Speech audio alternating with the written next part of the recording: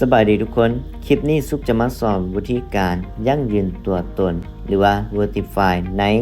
แพลตฟอร์มของ XR Trade นะทุกคนเนาะโอเค อันดับแรกให้ทุกคนกดเข้าไปอยู่ใน Google Chrome นี่เลยทุกคนโอเคกดเข้าไปปุ๊บให้ทุกคนพิมพ์คำว่า XR Trade นะทุกคนเนาะเห็นปะมันจะออกมาเลย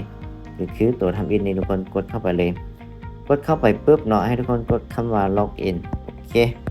Login ใส่ Gmail ของเราได้เลยทุกคนเด้อเดี๋ยวเขาใส่สมัคร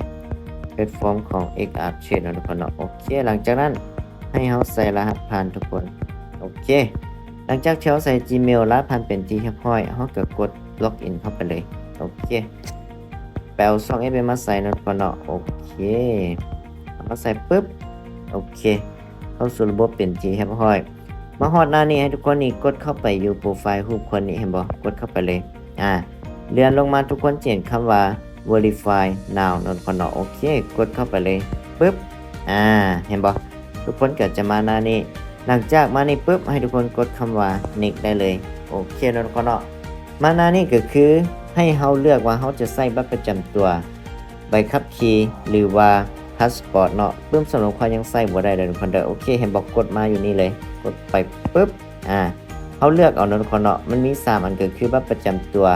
พาสปอร์ตแล้วก็ใบขับขี่โอเคซุกเลือกบัตรประจำตัวเลยทุกคนเด้อโอเคนะทุกคนเนาะกดเข้าไปเลยอันทำอิฐนี่ให้กดอนุญาตเลยทุกคนโอเคเนาะเขาสามารถเอารูปในคำรูปของเขาได้เลยทุกคนเด้อโอเคเข้าไปเลือกเอาเลย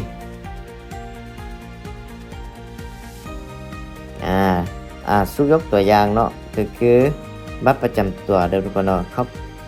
โอเคมาหน้านี้เขาก็เอาบัตรประจำตัวของเขาไปแนบใส่เลยทุกคนโอเคเนาะทุกคนเนาะแนบใส่เลยเด้อเอาบัตรประจำตัวของเขาแนบใส่ปุ๊บเนาะทุกคนเนาะตัวที่2นี้จะเป็นทางด้านหลังเด้อทุกคนเด้อทางด้านหลังโอเคให้ทุกคนนี่ไปเอารูปทางด้านหลังเนาะทุกคนเนาะโอเคเข้าไปในคำรูปคือเก่าแปลทางด้านหลังมาใส่เนาะทุกคนเนาะโอเคใส่ไปเลยโอเคเนาะทุกคนเนาะหลังจากที่ว่าทุกคนใส่ไปเป็นที่เรียบร้อยให้ทุกคนนี่กดคำว่า next นี่ไปได้เลยนะทุกคนเนาะหลังจากที่ว่าเฮาใส่บัตรประจำตัวของเฮา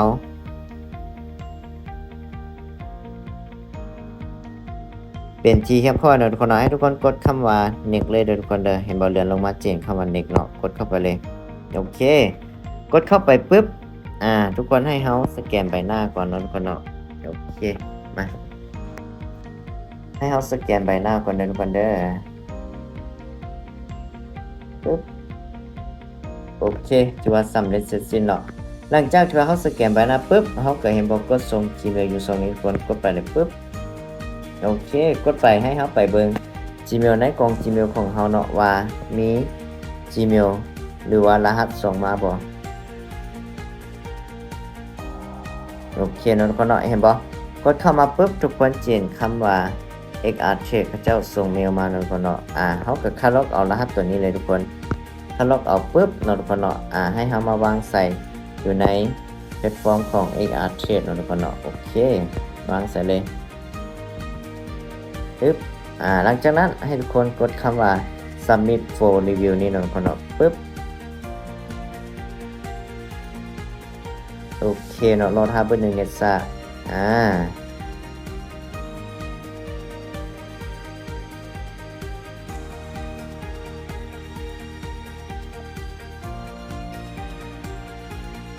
โอเคเนาะทุกคนเนาะเห็นบ่ถือว่าการส่งบัตรไปยืนยันตัวตนของเฮาก็ถือว่าสำเร็จเสร็จสิ้นนะทุกคนเนาะหลังจากที่ว่าเฮายืนยันไปแล้วมีแต่ว่าให้เฮารอท่าเพื่อให้บัญชีของเฮานี้ถูกยืนยันถ้าหากว่าบัญชีของเฮายืนยันสำเร็จแล้วทางแพลตฟอร์มของ XR Trade ก็จะแจ้งมาทาง Gmail ว่าสำเร็จแล้วเนาะทุกคนเนาะรอท่าประมาณ31ชั่วโมงหรือประมาณ2ชั่วโมงนี่แหละทุกคนโอเคเนาะทุกคนเนาะสำหรับตัวนี้จะเป็นวิธีการยั่งยืนตัวตนด้วยตัวเองแบบง่ายๆในปี 2026 เลยเด้อทุกคนเด้อ